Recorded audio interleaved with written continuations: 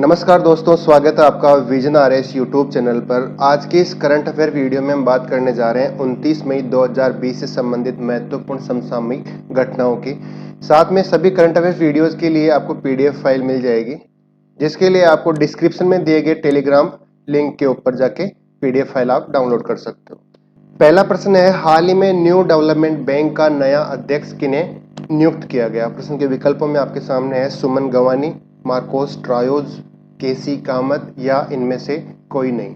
तो इस प्रश्न का जो सही उत्तर है वो है मार्कोस ट्रायोज को न्यू डेवलपमेंट बैंक का नया अध्यक्ष नियुक्त किया गया। ये देख सकते हैं आप न्यू डेवलपमेंट बैंक का लोगो। अब हम देखते हैं न्यू डेवलपमेंट बैंक का उद्देश्य क्या है। तो इस बैंक का उद्देश्य है ब्रिक्स देशों व अन्य उभरती अर्थव्यवस्थाओं में ढांचागत विकास परियोजनाओं के लिए आर्थिक मदद व सहायता उपलब्ध करवाना। यह है न्यू डेवलपमेंट बैंक का उद्देश्य।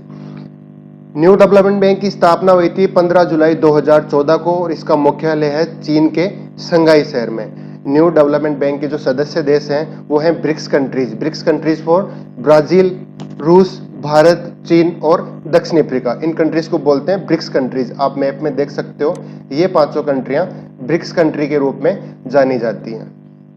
तो हमने देखा new development bank and BRICS countries के विषय में।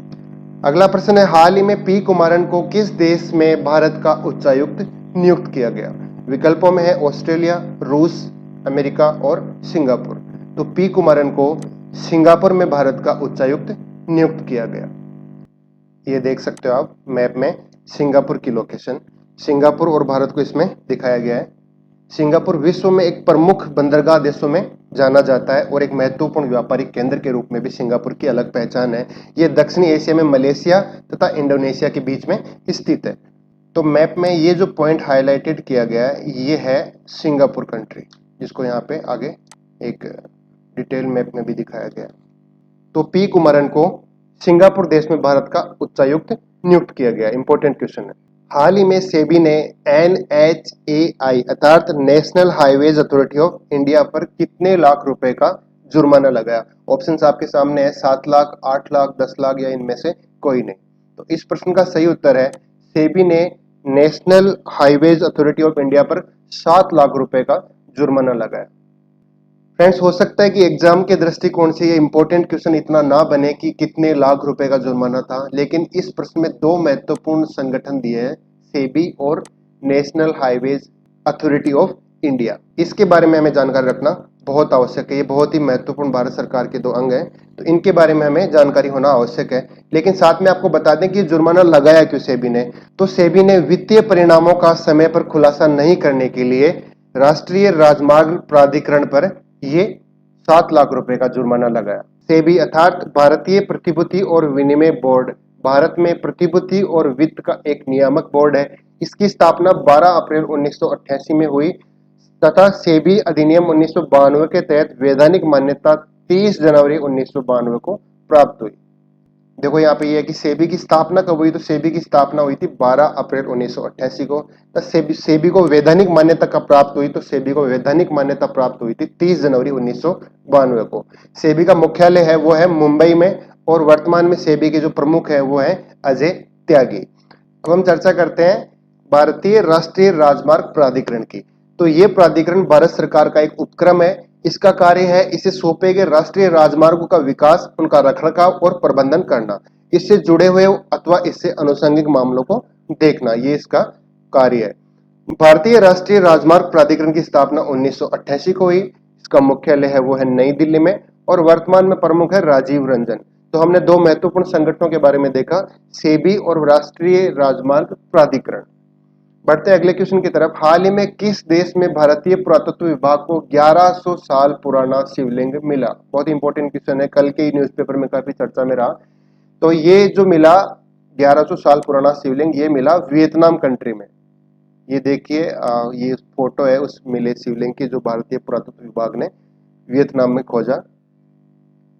अब भारतीय पुरातत्व विभाग ने इसे खोजा है तो इसके बारे में चर्चा करना अनिवार्य है। भारतीय पुरातत्व सर्वेक्षण भारत की सांस्कृतिक विरासतों के पुरातात्विक अनुसंधान तथा उनके संरक्षण के लिए एक महत्वपूर्ण संगठन है। इसका कार्य राष्ट्रीय महत्व के प्राचीन स्मारकों तथा पुरातत्व स्थलों और अवशेषों का रखरखाव करना भी है।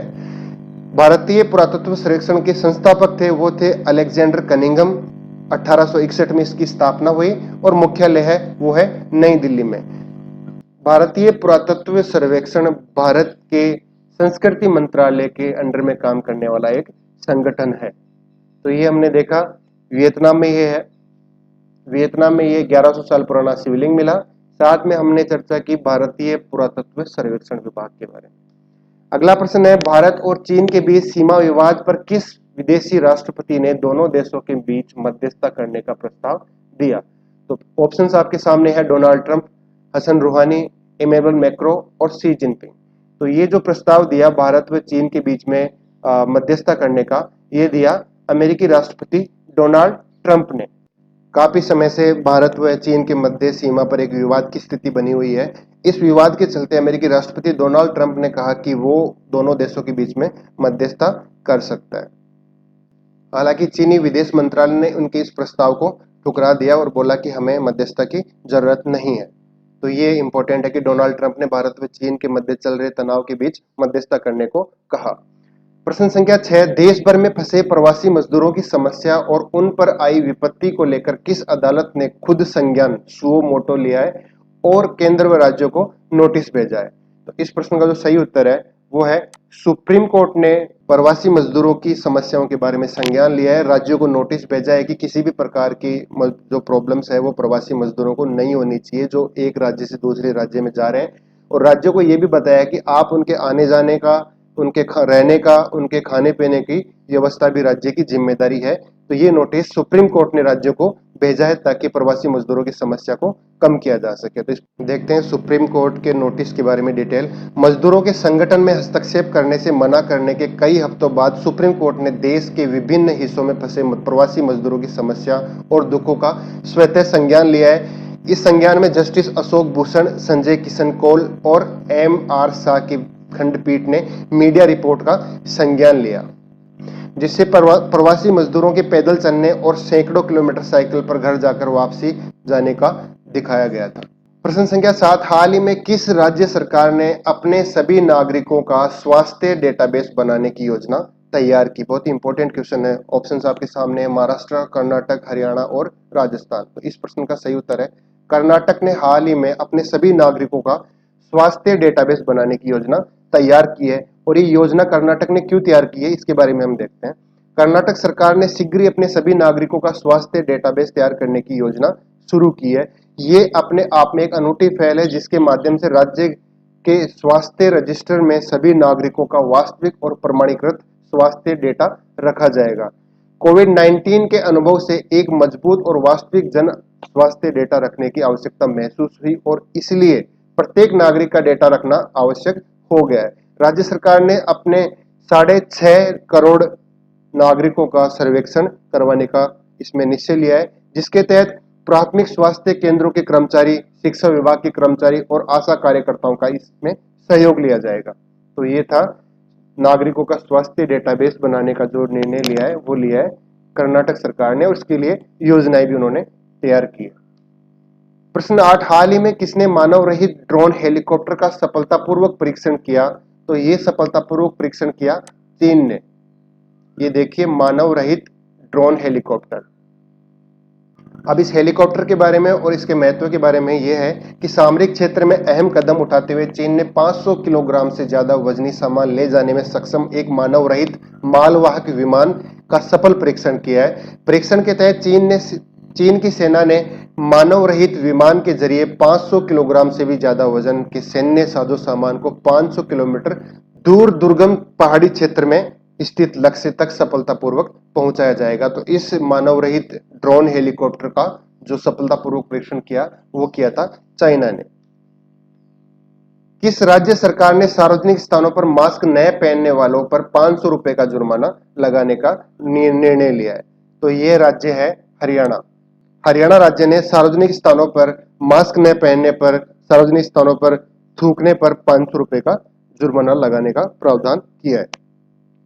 यह डिसीजन हरियाणा के गृह मंत्री श्री अनिल विज ने लिया। उन्होंने बताया कि कोरोना लॉकडाउन के इस दौर में मास्क नहीं पहनने पर और सार्वजनिक स्थानों पर थूकने पर 500 रुपए का जुर्माना देना पड़ेगा। और इसके लिए उन्होंने एक टीम बनाई है कि ग्रामीण क्षेत्रों में खंड विकास और पंचायती अधिकारी और शहरी क्षेत्रों में अधिशासी अधिकारी, सचिव व स्थानीय निकायों में अन्य अधिकृत अधिकारियों के पास में उल्लंघन करने वालों पर जुर्माना लगाने का अधिकार होगा। तो ये जो जुर्माना 500 रुपए का मास्क न पहनने पर, सार्वजनिक स्थानों पर थूकने पर, यह निर्णय हरियाणा सरकार ने लिया है।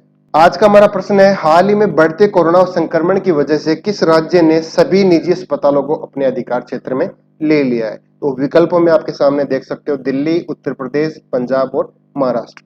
इस प्रश्न के संबंध में सभी जानकारियां आप हमें कमेंट बॉक्स में साझा कर सकते हैं। साथ ही अगर प्रश्न से संबंधित और भी डिटेल्स आपके पास में है तो वो भी आप हमें साझा कर सकते हैं। Thanks for watching vision RS YouTube channel. इस यूट्यूब चैनल के माध्यम से आपको current affairs, daily current affairs तथा रिवीजन करंट अफेयर्स की क्लासें, साथ ही आपको सामान्य अध्ययन से संबंधित विषयवार क्लासें भी आपको यहाँ पे प्रोवाइड करवाई जाती हैं। साथ में करंट अफेयर से संबंधित पीडीएफ फाइल आपको डिस्क्रिप्शन में दिए गए टेलीग्राम लिंक के रूप में अवेलेबल मिल जाएंगी। So thanks for watching.